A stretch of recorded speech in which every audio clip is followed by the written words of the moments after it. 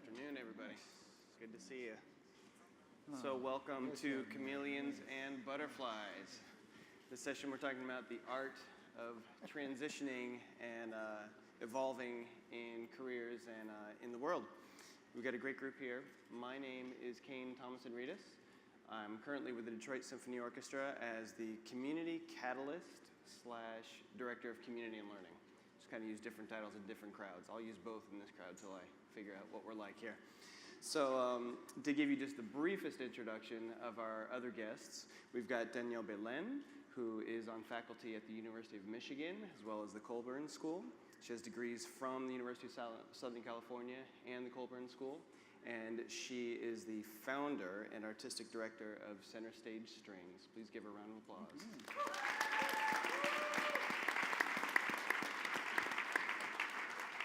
Next to her, we have Charlotte Lee, who comes to us as the president and founder of Primo Artists.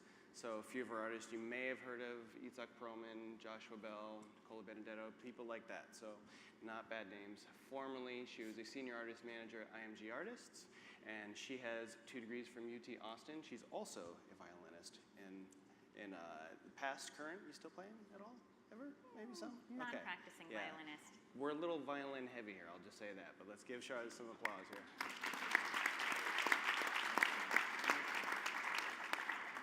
And then at the end, Bernard Roumain. So composer, performer, that really doesn't define it. So collaborations with people like Philip Glass, some jazz singers like Cassandra Wilson, some other singers like Lady Gaga, those kinds of people, you know, that classical musicians normally work with, that type of thing. He's had residencies most places, just check out his bio. And then he also has degrees from Vanderbilt and our University of Michigan, and I was actually there for a brief spell at the same time. Fantastic musician, performer. Please give it up for Danielle.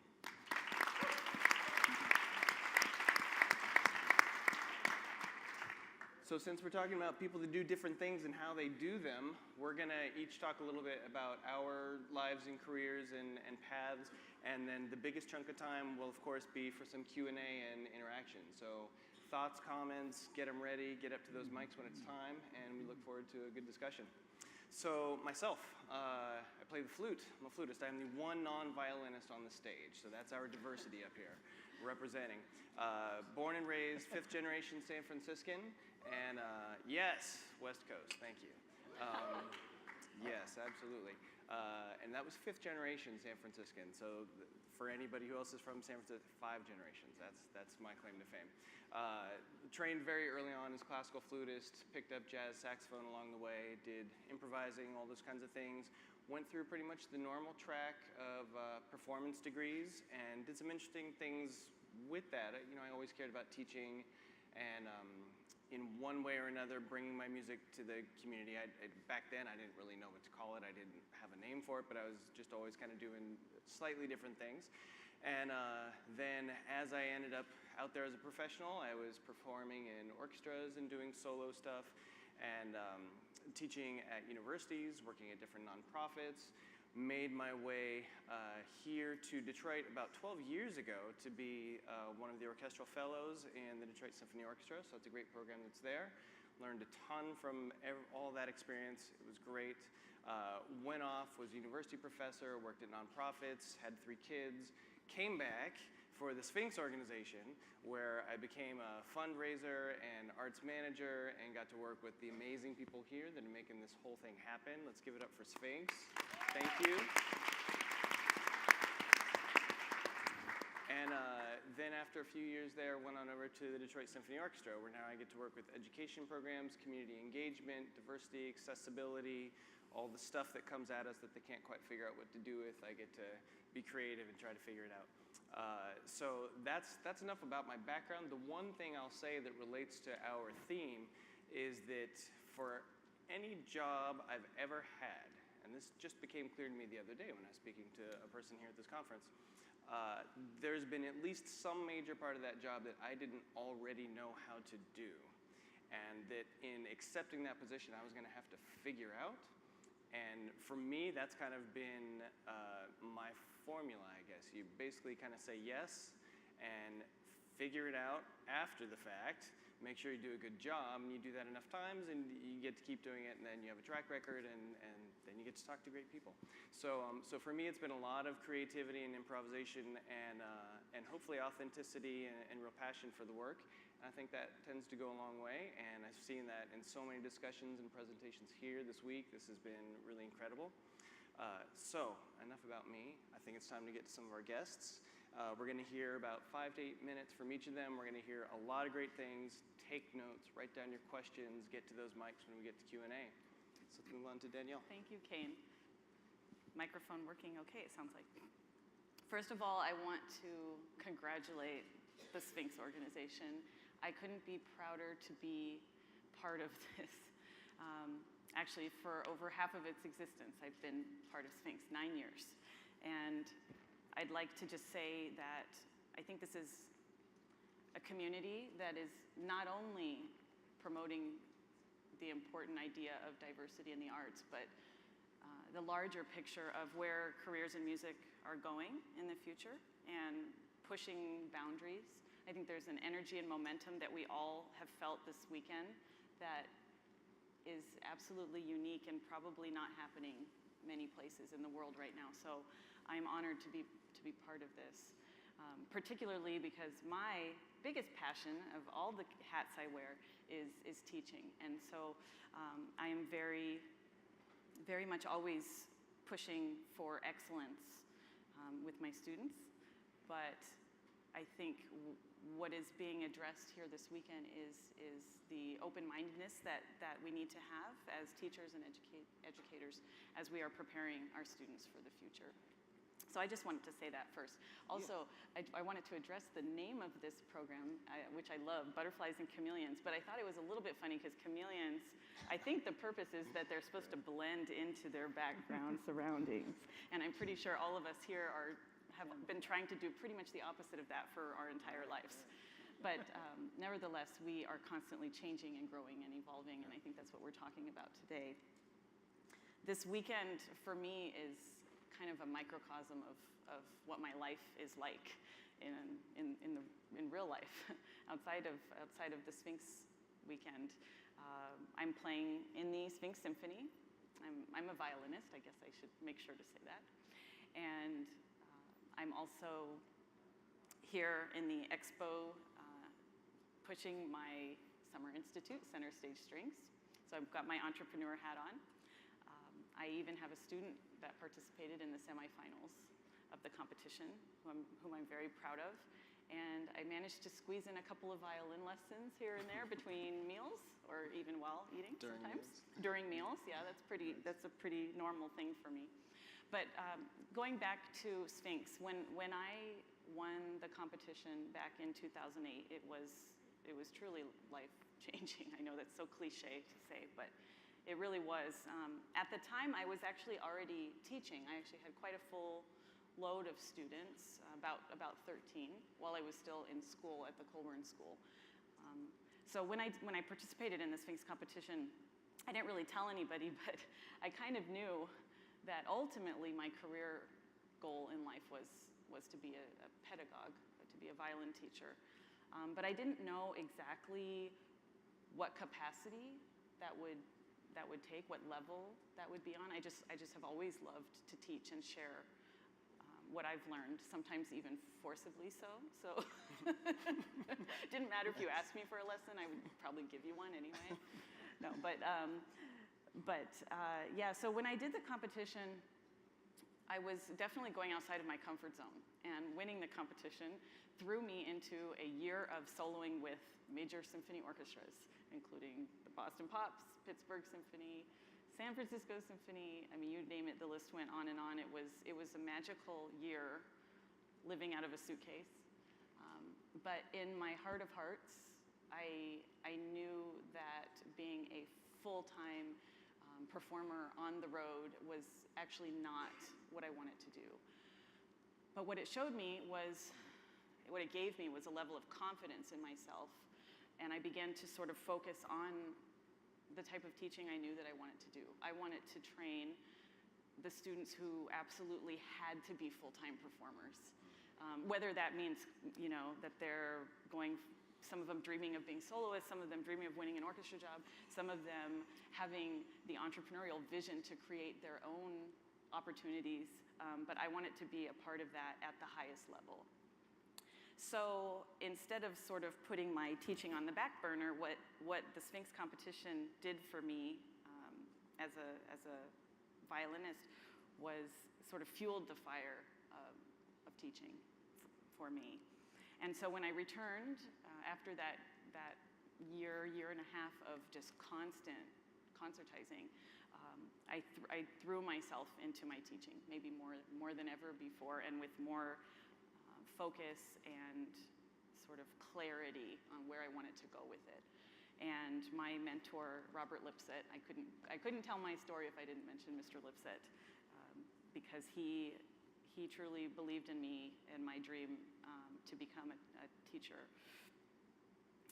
from the beginning, and was so supportive in letting me work with, actually one of Mr. Perlman's students was one of my first kind of assignments with Mr. Lipset. He would, of course, work on the repertoire, but my job was to hear the etudes and the shifting and the scales.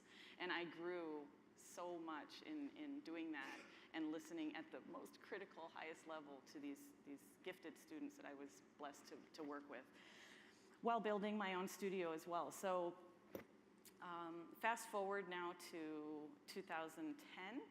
I think you saw the Center Stage Strings little promo. Oh, ta-da! Nice. Yeah. If I haven't already asked you to donate a half scholarship to Center Stage Strings, make sure you talk to me after the meeting. I'll be sure to do that. So finally, besides teaching and fitting in practicing in between teaching lessons, I have built this summer program called Center Stage Strings, and I wear my fundraising hat. I think all of us have had to do some fundraising in our lives, maybe just, and we will maybe for the rest of our lives as advocates for our projects. Center Stage is a 4-week-long intensive summer institute that started in 2010 in Three Rivers, California, with the support of my parents and my husband, who's here today. And started small, and now it's actually moved across the coast, just like I did a few years ago, to the University of Michigan. And it is now officially an Impulse program at the Michigan School of Music, Theater, and Dance. Dean Dworkin had the vision. He's had a lot of great visions, I think, this guy. But he had the vision to bring an intensive string program to Michigan, and he thought, well, we've got a faculty member who's already got something going. What do you think, Danielle? And so since it's moved to Michigan, our scope has grown immensely, and we have tons of applications, and it's fantastic. So that's where I am now, and I think my time is probably up. I could talk for a long time about these these passions, but I'm thrilled to be here with great colleagues and hopefully friends for the future, for a lifetime. So That's thank great. you. Thank you, Nice. Danielle. Thank you.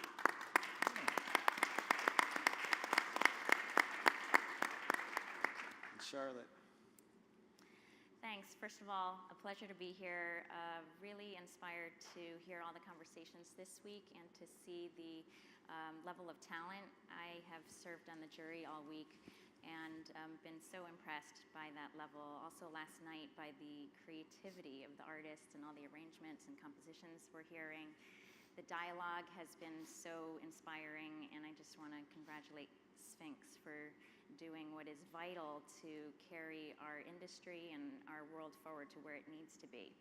So congratulations on that, and thanks for having me. So just a little bit about myself. I am, as Caen mentioned, a former violinist. I started at the age of 4 through the Suzuki method, and I played in various youth orchestras, New Jersey Youth Symphony. I was concertmaster of that orchestra, and we had a proud moment of playing at Carnegie Hall, and I did the summer festival circuit at Tanglewood and at Eastern Music Festival. So I went up that circuit, and then in the summer between my junior and senior year of college, when I was at University of Texas at Austin, I was a double major in violin performance and in liberal arts. and I had applied to law school, and I applied to conservatory, and I had no idea what I was going to do. But the teacher I was studying with that summer asked me a very impactful question, and he said, "Can you imagine yourself doing anything other than performing and being on the stage? Because it is too grueling a life and too unforgiving to not be absolutely sure that you want to do it." And I said, "I could imagine myself doing lots of things and certainly not being in a practice room for 6 hours a day and competing against 200 other people who play perfectly." And he said, "Do something else. Do yourself a favor." So that was the question that I pondered that made me decide that as much as I love the violin and playing, I would not pursue it professionally. I did get into law school, but I also decided I didn't want to do that. So the summer after I graduated from the University of Texas at Austin, I was offered an internship opportunity to move to Manhattan and to work in the music business. At the time, I still was undecisive about whether I would accept my law school admission, and I didn't know really what comprised the music business, because back in the 90s, they didn't have the plethora of fantastic programs that you all have now of entrepreneurship, music business administration, and all these great programs. We just thought you either perform or you teach. I didn't know that there were other sides that you could do in music. And so I moved to Manhattan, and I had 2 internships. One was at Volunteer Lawyers for the Arts, and the other was at Universal Classics, which is the record conglomerate that oversees the 3 record labels: Deutsche Grammophon, the yellow label, and London Decca Records, and Philips, which is no longer in existence. But it took me about 2 days of interning at the law office to realize, after drafting long memos, that I definitely didn't want to do that. And it was very far from music. And then being in the record company, I just fell in love with the music business. And I thought, wow, if I could just spend all day promoting music and spend all night going to concerts for free, that is definitely where I want to be. So I decided that that was where I wanted to be, and I told my mentor, Ronald Crutcher, at the time, that I want to be in the music business. I don't think I want to market product, but I want to be at the heart of the strategy of artists' careers. And he said, "Well, you know, there's such a thing as being an agent to classical musicians." And I thought, really? I want to be there. So that is where my focus landed, and I thought this is what I was meant to be. I wanted to be working closely with artists at the heart of the strategy of their careers. And he introduced me to Charles Hamlin, who's the founder of IMG Artists, the former director, and he and his business partner, Edna Landau, who co-founded IMG Artists, they ran it for nearly 30 years, and they had discovered Joshua Bell, Evgeny Kissin, James Galway, Long, and the list goes on. So in 1998, the summer after I graduated, I started at IMG, and I was very blessed to work there for 17 years, where I managed many great artists. And 2 years ago, I ended up starting my own agency, Primo Artists, and with me came from IMG the artists that comprise my roster now. So I have 5 artists. Itzhak Perlman, Joshua Bell, Nicola Benedetti, and the pianist Beatrice Rana, and the conductor Christian Mechelaru. And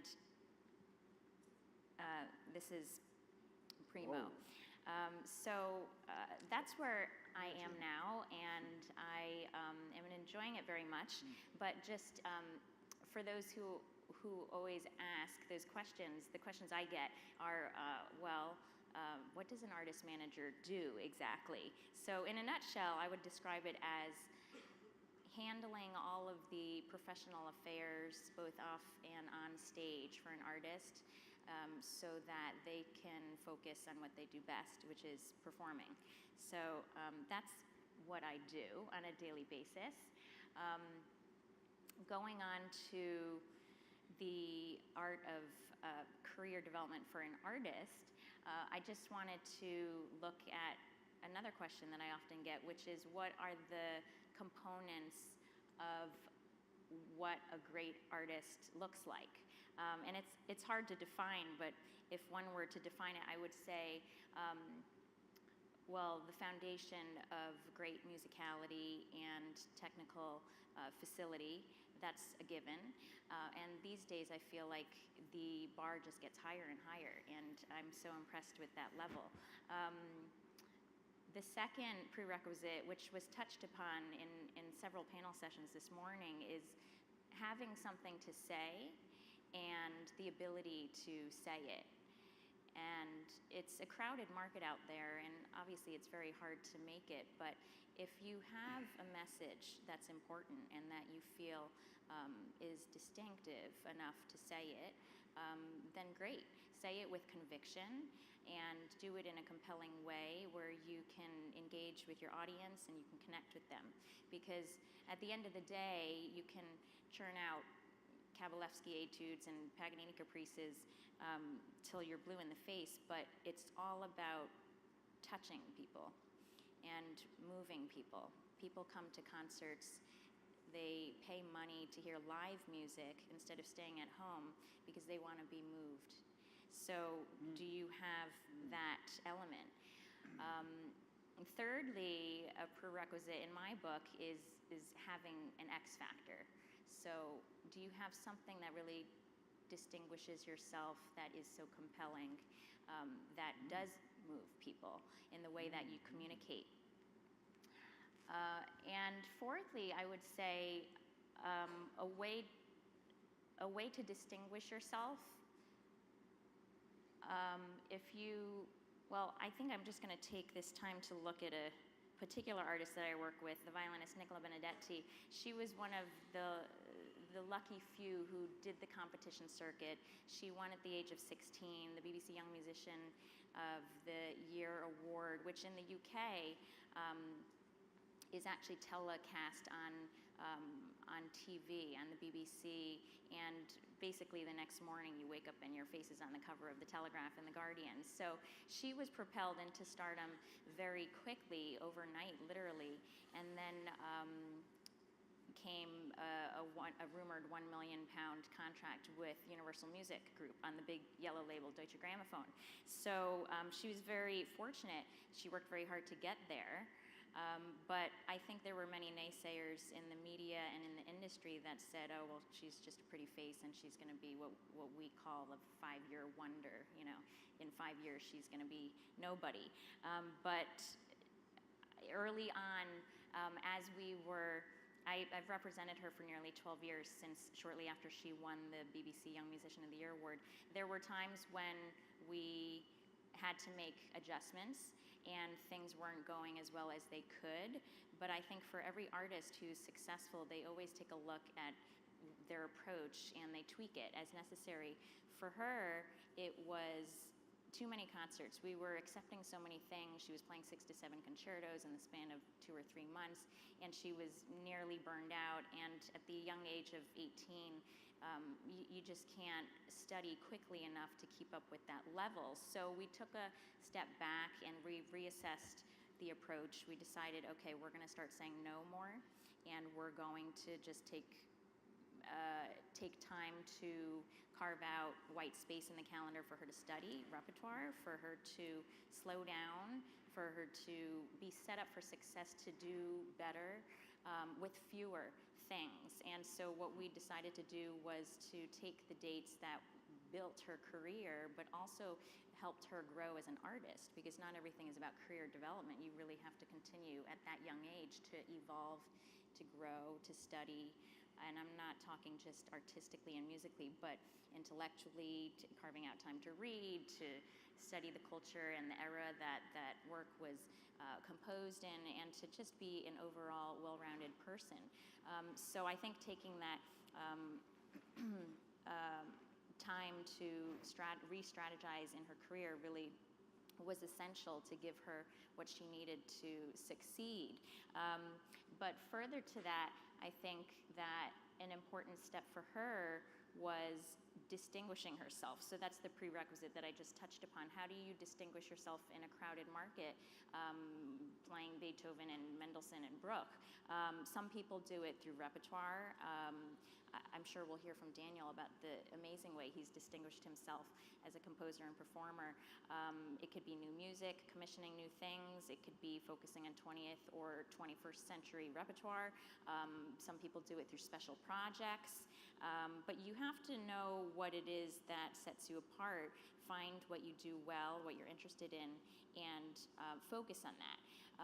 One thing that Nicola has been sincerely passionate about from a very young age is music education.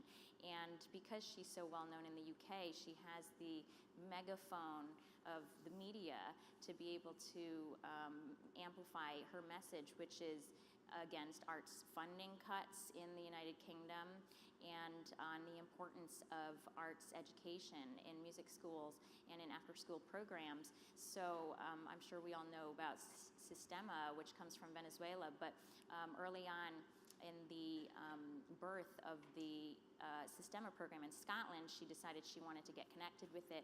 So she became a board member and a, quote, big sister to the program and carved out time in her very busy concert schedule to spend time every month in these underprivileged communities and dedicated to building this program to what it is today. And then she's also taken up her own initiative to create a program called Benedetti Sessions, which is an event that takes place at a unique time. And it is basically putting together an orchestra where through audition tapes they get in, and for the weekend they play under a conductor, and she's the concert master, and it's basically like an orchestral master class to encourage people to pick up their instruments and play and hone their craft.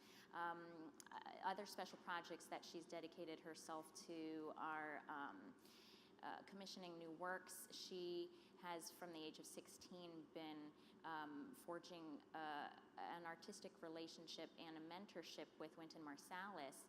And through that relationship and through probably 2 years of asking him over and over again, he finally agreed to write a violin concerto, his only one ever, for her. So it's been, for the last 3 years, something we've been working on. And last year we had the pleasure of finally seeing the world premiere with the London Symphony and in the United States with the Chicago Symphony at Ravinia. But it was a labor of love and something that has, I think, helped to distinguish her, and people now know about that very special project. So all that to say, the last prerequisite, I would say, is a piece of advice that I had heard Christoph Eschenbach once say. When we were at the Ravinia Festival, I had asked the maestro what his greatest piece of advice would be to an artist. And he said, be curious. And for a 78-year-old, he's someone who really lives that and exemplifies it, because he's constantly learning new repertoire as a pianist, as a conductor. But I thought that was fascinating because it basically reminds me that the key to success for any artist is not to stay still and not to be stagnant and to rest on one's laurels, but to always be curious, always look for the next thing. Itzhak Perlman is one of the greatest living violinists, but he didn't just rest there on those laurels. He, 25 years ago, took up pedagogy. And then he started up his own summer program with his wife, the Perlman Music Program. And then shortly after that, he decided to take up conducting. And now he's also doing speaking engagements. So the most successful artists are ones who are enterprising, who are constantly curious, and who never stay still. Beautiful. Thank you, Shelley. All right.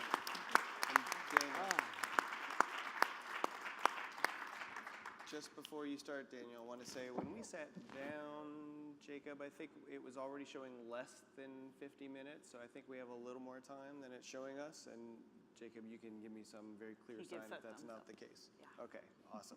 So you're still good. Oh, it's so good. Everything I have to say can fit into a tweet. Cool? You got to know your audience. Hello? Hello. Hello. How are you? Good to see you. Good to be seen. What's your name, young man? Maxwell. Give Maxwell a hand. Yeah. Stand up. Stand up. Stand up. He's like this. Stand up. Yes. No. Maxwell, I'm going to talk directly to you. You ready? Everything I have to say. You see? As a performer, you have to know your audience. As an audience member, you have to know who's on the stage and the impact you can have on them. I've been looking at you since I walked on this stage. What is my responsibility to you? Who's sitting next to you? My mom. Your mother, yes. What is your responsibility to her? So this is for you. When our politicians fail us, artists have always led the way. Repeat after me. When our politicians fail us. Oh, I'll go first. When our politicians fail us, artists have always led the way. Artists have always led the way. Okay, that's a little bit tepid, right? A little more. When our politicians fail us. When our politicians fail us. Artists have whoa, yes. Artists have always led the way. Artists have always led the way. When our pundits fail us. When our pundits fail us. Artists have always led the way. Artists have always led the way. Can I get an amen? Amen. Hallelujah. Yes, all right. All right, this requires this is all tweetable. It's very important, 140 characters. Winnow it down. Composing led to performing, which led to starting a production company, which led to touring, which led to recording, which led to teaching, which led to speaking, which led to giving and doing and understanding and changing and making and needing to believe in the vital future of our precious art community of cultural warriors inspired by the constant and consistent and persistent and enduring love for the arts as they are and as they must be and as they will be, not for us, but for us all. Okay, hold on. Very comfortable with you. That's right. Oh, Lord have mercy. A lot of color on that stage, on that screen. Ooh, high D. Yeah. So I am telling you who I am. That's it. I have nothing more to say after this. Composing led to performing, which led to starting a production company, which led to touring, which led to recording, which led to teaching, which led to speaking, which led to giving and doing and understanding and changing and making and needing to believe in the vital future of our precious art community of cultural warriors inspired by a constant and consistent and persistent and enduring love for the arts as they are and as they must be and as they will be, not for us, but for us all. Yeah. And what I'm getting at is this notion of, I could tell you, I started playing the violin when I was 5 years old in a small town called Margate, Florida. Not Pompano Beach, not Miami, not Detroit. Those places are cool. And by cool, I mean real, and by real, I mean relevant, and by relevant, I mean a relationship. And I could tell you all these other things about proudly going to Vanderbilt University and finding my way to the University of Michigan. Check one. And demanding that I go to my Zion, 119th Street and Lenox Avenue in Harlem, New York City, in a small $500 a month studio at the top of a brownstone that Miss Logan owned. And Miss Logan, who knew Ralph Ellison and his laundry bag. And Miss Logan, who knew Zora Neale Hurston. And Miss Logan, who knew Josephine Baker and her son. And Miss Logan, whose mother worked for a Jewish family, and who would say to me, Miss Logan would say to me, and when the Depression came, they started hanging themselves because they lost all the money. And that quote makes it into a piece called Harlem Essay for Orchestra and Tape for the American Composers Orchestra.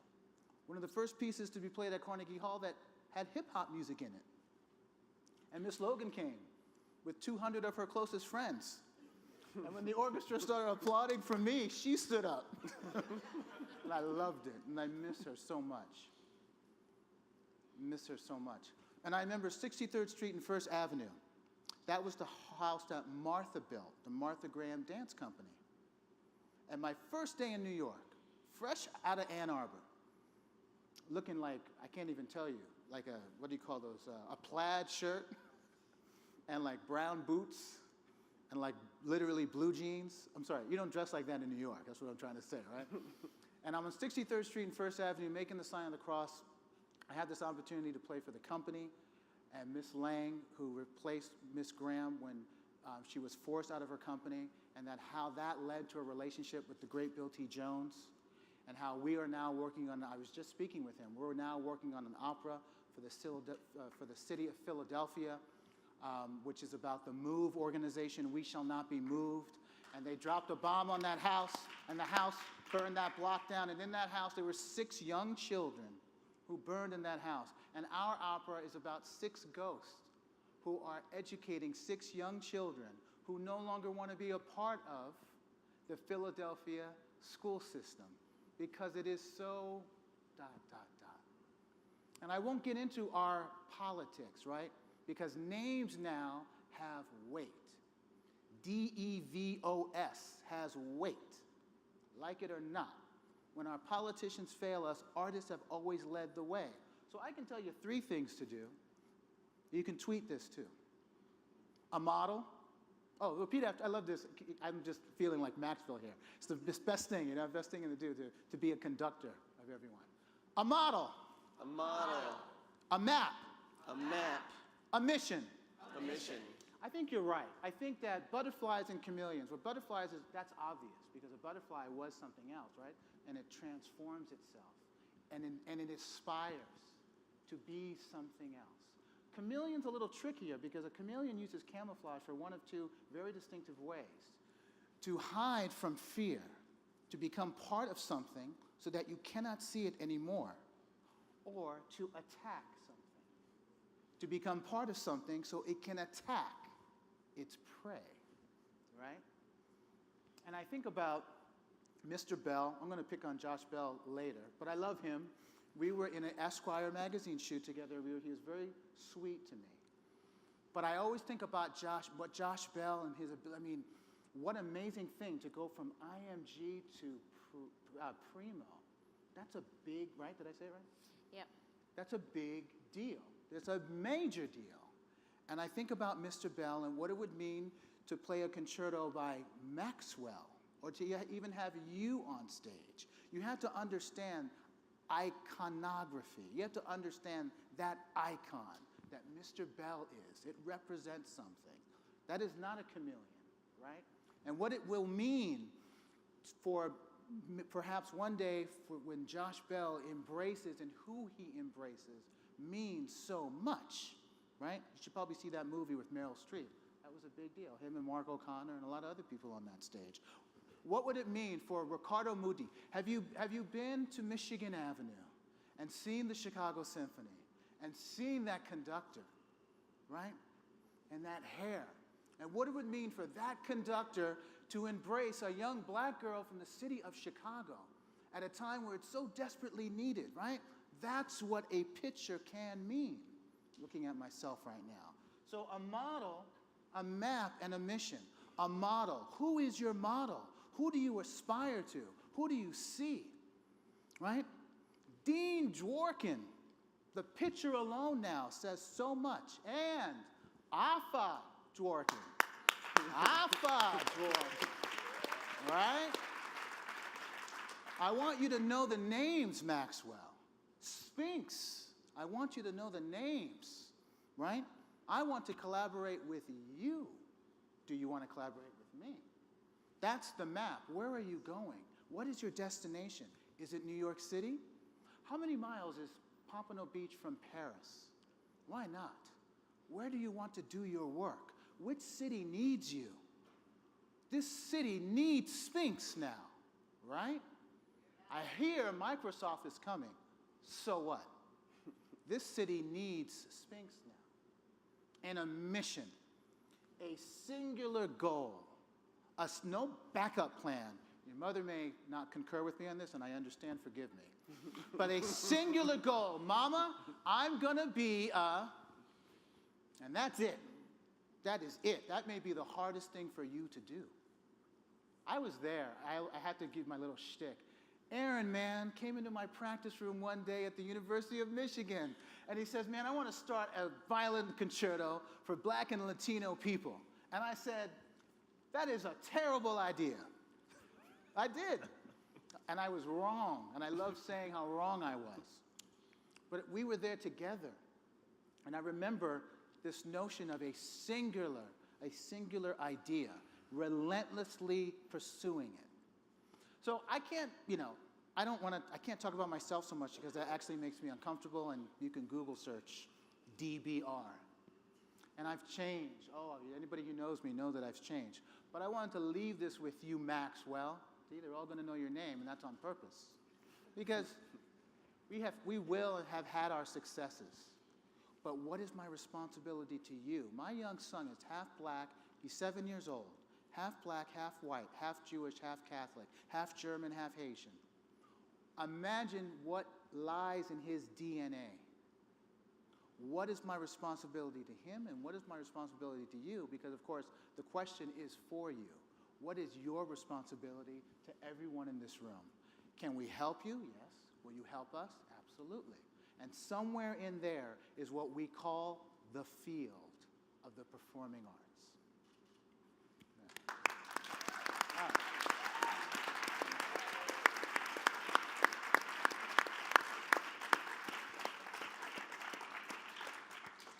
All right. Now that we've all been to the Church of DBR, we get to question and answer.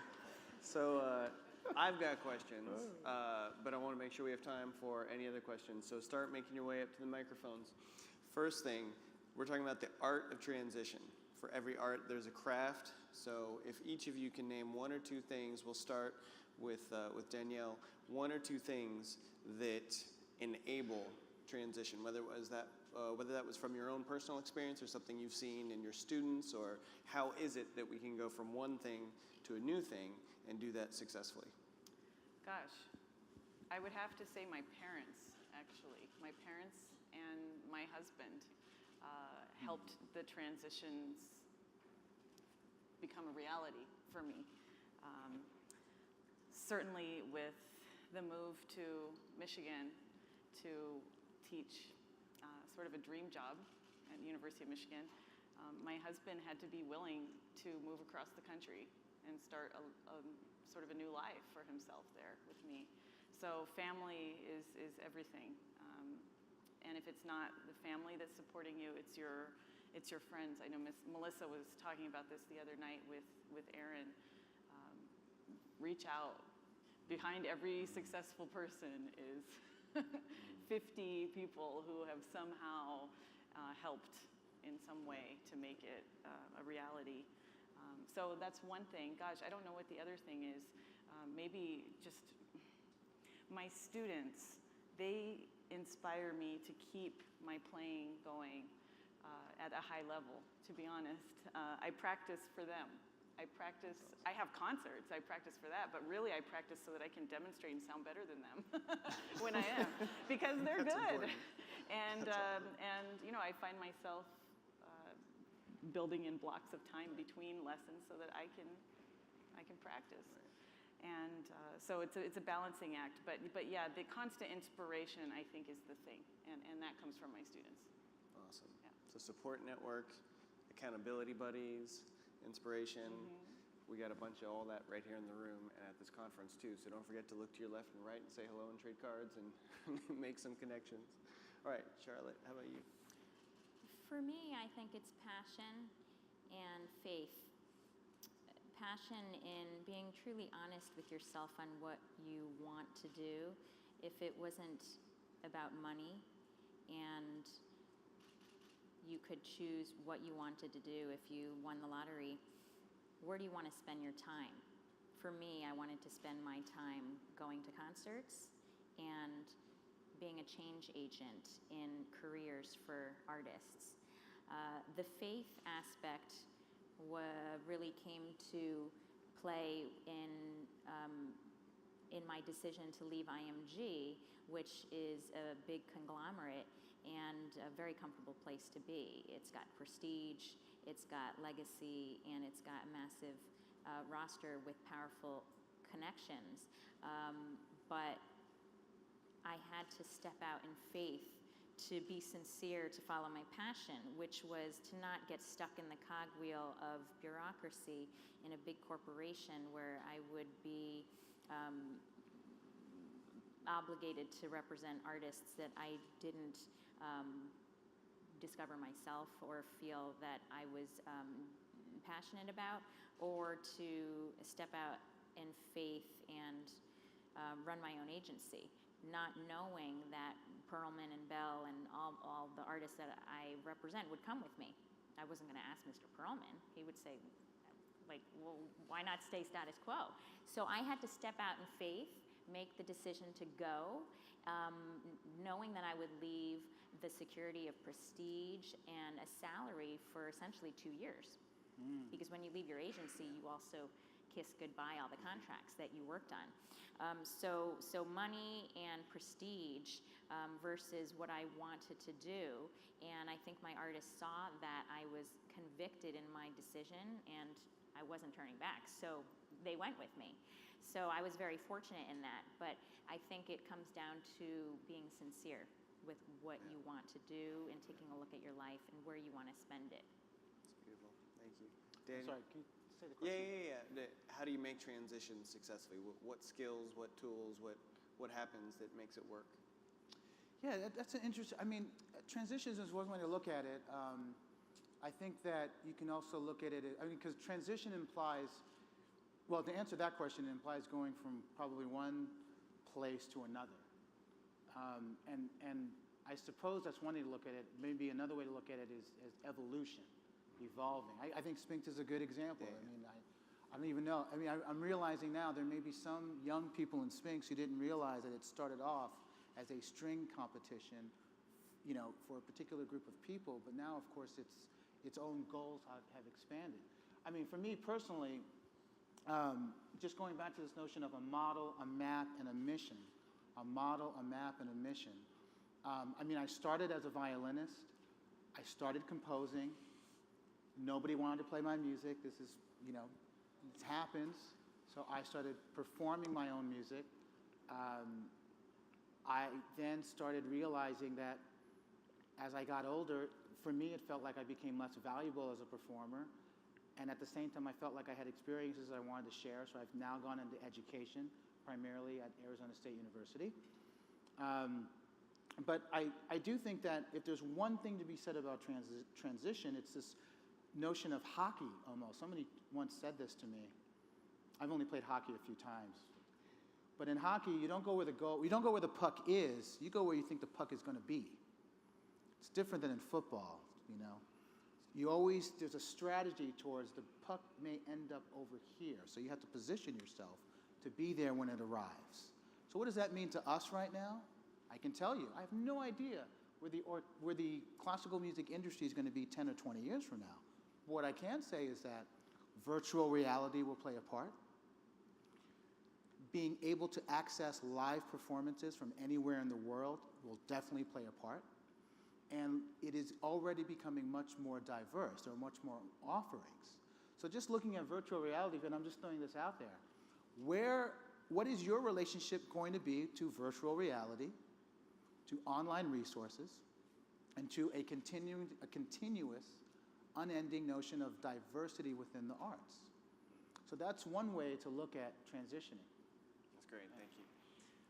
We'll see if we have time for at least some of these questions. So let's go with the first question. Thank you. My name is Danielle Belen.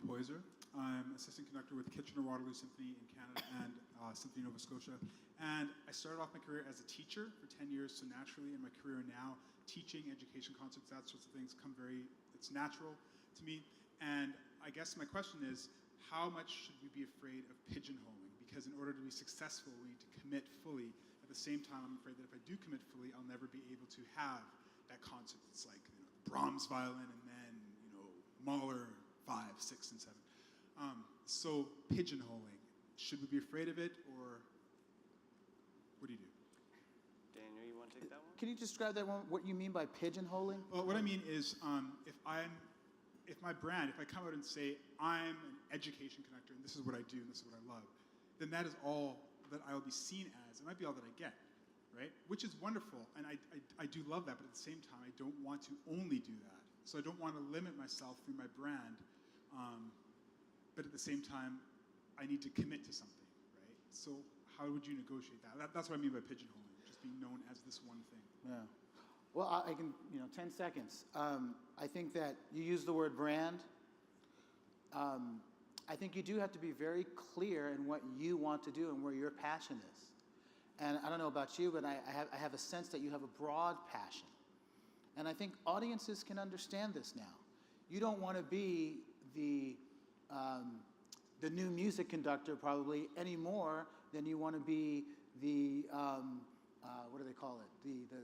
The kiddie concert conductor, right? That's a real danger. So, but look, within all of these silos are new silos waiting to happen. I want to see the new music kiddie conductor. Where's, you see what I'm saying? So I think that you have to make a choice. It is about a choice. How broad is your choice that allows your image and what you're doing to have room to grow and evolve over time? So I would say start with something new that the world has never seen before. That's what we need.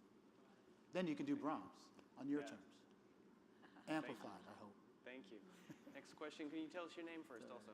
Yes, hi, my name is Danielle, and I am asking this question probably on behalf of 90% of students in music schools. What do you look for when you don't know what you're looking for? Because I'm currently finishing up a master's, and there are a lot of students who are now becoming clear that they don't want to be orchestral musicians, or the likelihood of them becoming orchestral musicians is not as high as they thought. And but the way that the music schools train us is to be orchestral musicians, basically, or soloists, which are a career that most of us won't have. And so having a life where you don't even ask those questions because it's an assumption all along, I see that people are graduating and going, okay, especially when you need experience to get experience in the classical music world, or volunteering and all of that. So just your ideas on those questions on moving forward the day after you graduate. To that. Great question. Great name. So I believe very much in educational institutions. Having said that, when I was a student at the University of Southern California, I'll be honest, I never worried about whether I would have a career after I graduated. And it wasn't because I thought I was the best violinist. I wasn't. It wasn't because I had some job lined up. It was because I was just already doing stuff. And by stuff, what do I mean? Let's see. I always had a few students going. I knew that if I didn't become the best violinist, I think I had the confidence in myself that I could build up a teaching studio of some level. I was doing wedding gigs. I always knew that I could make some money playing weddings. I knew that if I wanted to start something, I've always been kind of entrepreneurial, I guess. When I was young, I never made crafts just to make crafts. I always did them so that I can sell them to my parents' neighbors. So I think just doing and doing and doing while striving for the excellence that is demanded in the institutions that we know are important. I think it becomes a lot less scary. Some of my students, they're waiting for something to happen to them. And I'm telling them, it's not gonna be like that, right? It's not like that. It doesn't just, all of a sudden you get a phone call and you've got a job, or all of a sudden I mean, sometimes it does. Some people, they plan to be an orchestral musician, they take a bunch of auditions, and they eventually win. Sometimes it happens that way, but don't wait for something to happen. Don't wait to graduate. You know, start making money now. And it is about, I mean, we say it's not about money, but it is about money, because once you have money, you have some sense that you can take care of yourself. And it doesn't have to be a lot of money, but it has to be something that makes you believe in yourself. And so I don't mean this in any kind of bragging way, but I've never worried about my career. Even when I had very little and I didn't realize how little I had going on, I talked like I did. And oh yeah, I've got a studio of students. They were like 3 and they were bad, and one of them was an amateur adult student, you know. Still a but studio. yeah, I've got my studio, you know. I would tell my friends I've got my studio. And so I just always believed it, you know. And eventually it became a real thing. And then things did happen for me and to me. That's great. I just 10 seconds. You're right on the money there with this notion of anywhere a student goes, they are not subject to their curriculum. This is probably the best thing I could say to you, and I hope this is what I mean by a cultural warrior. And at the University of Michigan, you got my man Mark Clegg over there. You got Aaron Dworkin.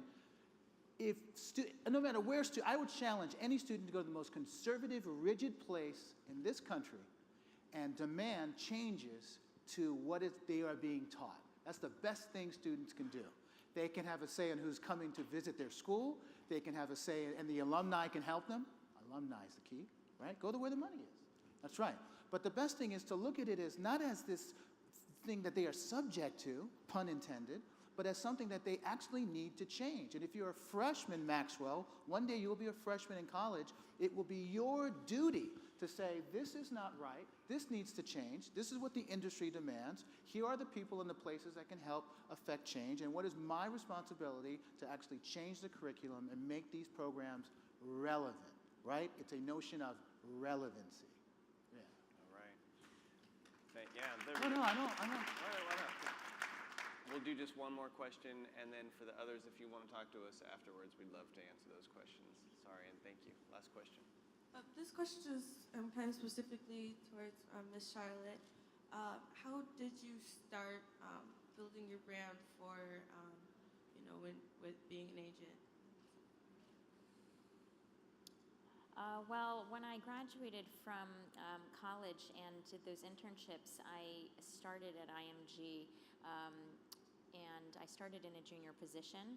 So I was very fortunate to be taken into a large established brand. And I think that oftentimes young people benefit a lot from working for large corporations because they're already plugging into a brand of prestige and a network that's already well established. And through the 17 years that I was there, I just worked hard to gain the trust of those that I worked with, especially my artists. And the artists, when recognizing that, would request to work with me. So I started as an associate in servicing, which Danielle well knows is the nuts and bolts of getting an artist on the road, booking their hotels and travel and visa issues and all those things. You don't really start as an agent. You have to work your way up. And in being an agent, you really do have to have the core knowledge of how to get your artist across a border because they're going to call you, not the assistant, when they're stuck at customs. So all of those were essential and helped me to gain the trust of my artists, and then various artists who would come to our roster or were already on our roster with departing managers would ask for me. So eventually I worked my way up from servicing into booking, into managing, and then I had my own roster of artists. And then when I decided to start my own agency and launch Primo, then the four artists that I asked came with me, and then Joshua Bell came later.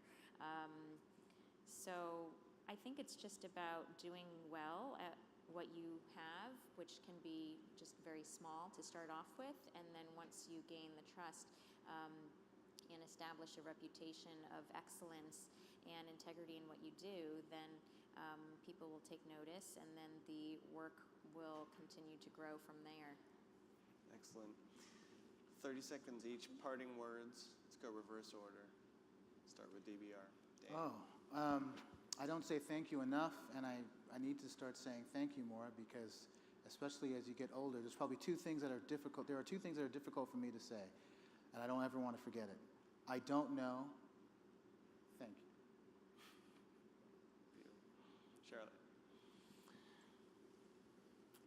I would just stand by the words of Christoph Eschenbach, to be curious. Excellent. Danielle. To constantly learn and push yourself to be the most excellent that you can be. I think we're up here on a stage like we're, experts. We're still learning. We're still growing. I know that I have a long journey ahead of me.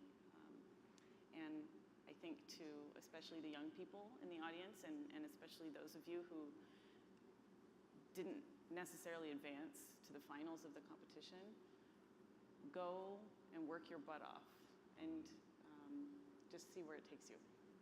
Absolutely. Round of applause for all of them. Thank you so much. All right.